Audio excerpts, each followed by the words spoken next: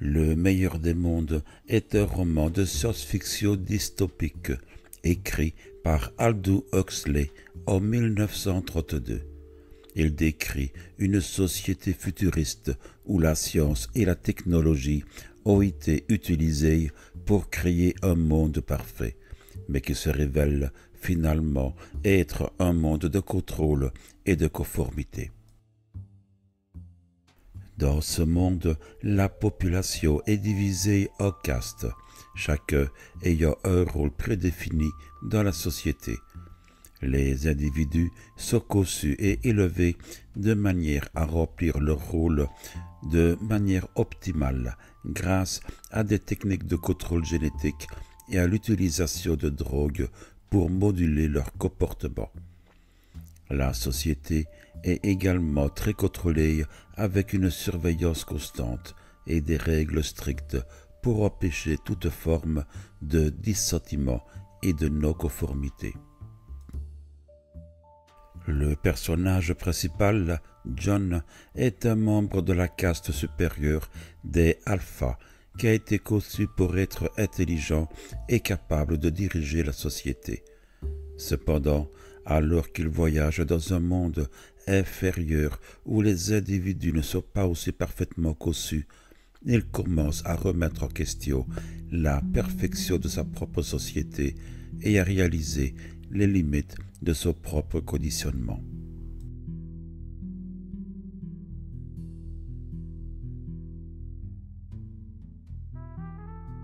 Le monde est stable à présent. Les gens sont heureux.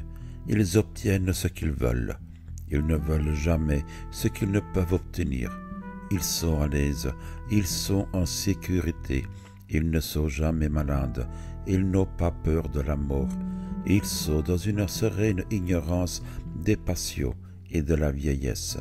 Ils ne sont encombrés de nul père ni mère.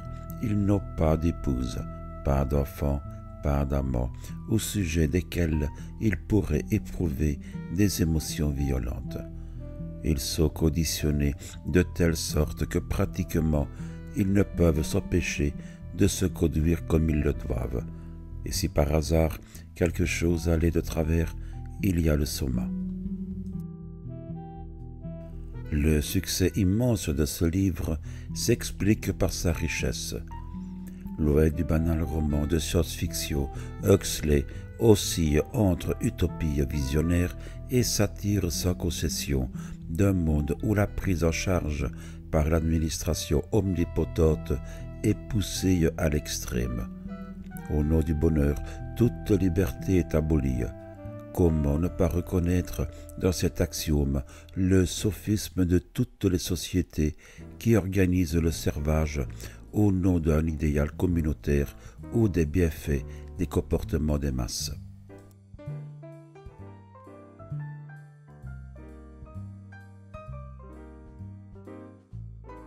Un État totalitaire vraiment efficient serait celui dans lequel le tout-puissant comité exécutif des chefs politiques et leur armée de directeurs aurait la haute main sur une population d'esclaves qu'il serait inutile de contraindre, parce qu'ils auraient l'amour de leur servitude.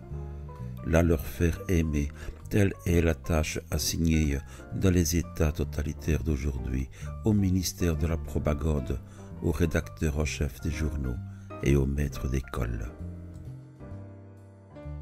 Renvoyés dos à dos, idéal communiste et société de consommation sont évoqués par le canal des noms.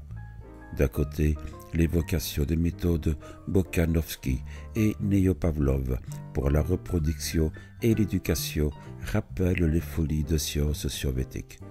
De l'autre, la référence à la nouvelle divinité universelle, Ford, et l'allusion au principe de stimulation des goûts consommateurs des humains produits en série soulignent les risques de la massification dans les sociétés occidentales.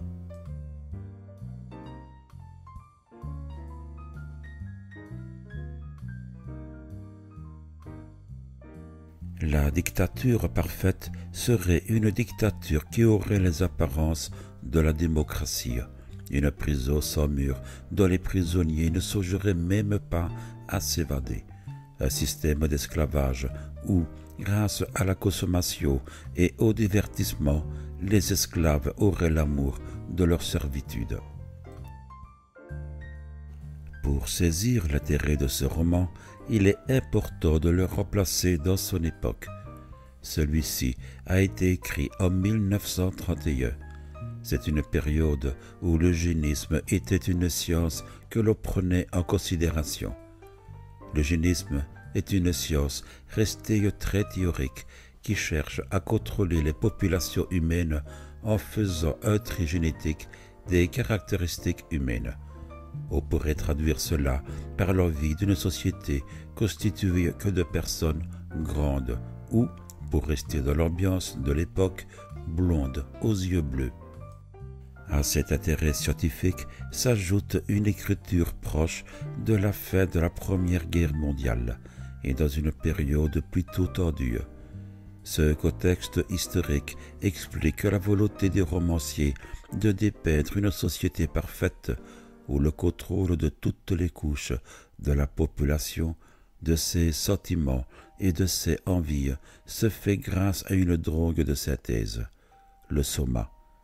Une société où la guerre et les notions de race n'existeraient donc plus.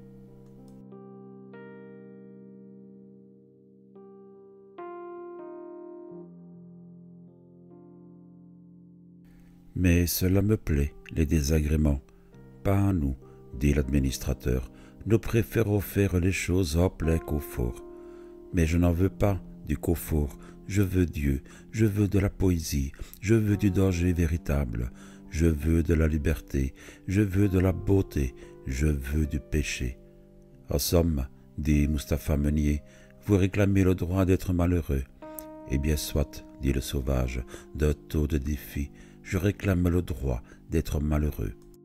Sans parler du droit de vieillir, de devenir laid et impotent, du droit d'avoir la syphilis et le cancer, du droit d'avoir trop peu à manger, du droit d'avoir des poux, du droit de vivre dans l'appréhension constante de ce qui pourra se produire demain, du droit d'attraper la typhoïde, du droit d'être torturé par des douleurs indicibles de toutes sortes.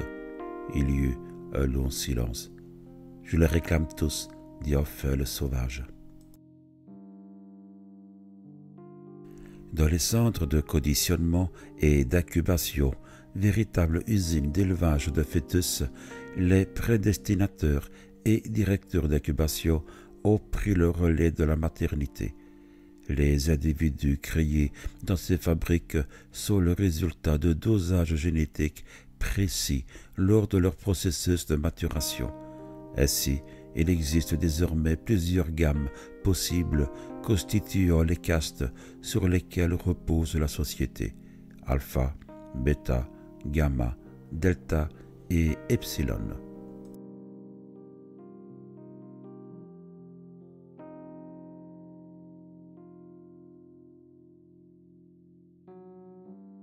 Le monde est stable à présent.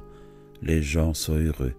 Ils obtiennent ce qu'ils veulent et ils ne veulent jamais ce qu'ils ne peuvent obtenir.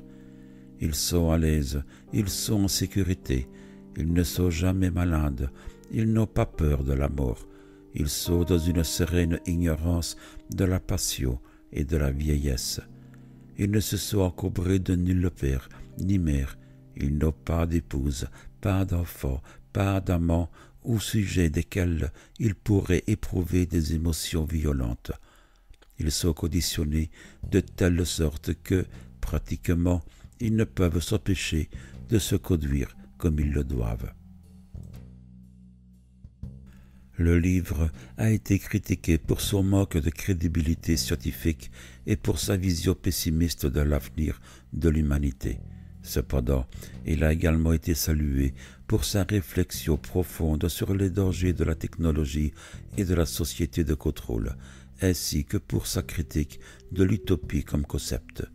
En fin de compte, le meilleur des mondes reste un classique de la science-fiction dystopique et continue d'inspirer de nombreux auteurs et cinéastes de genre.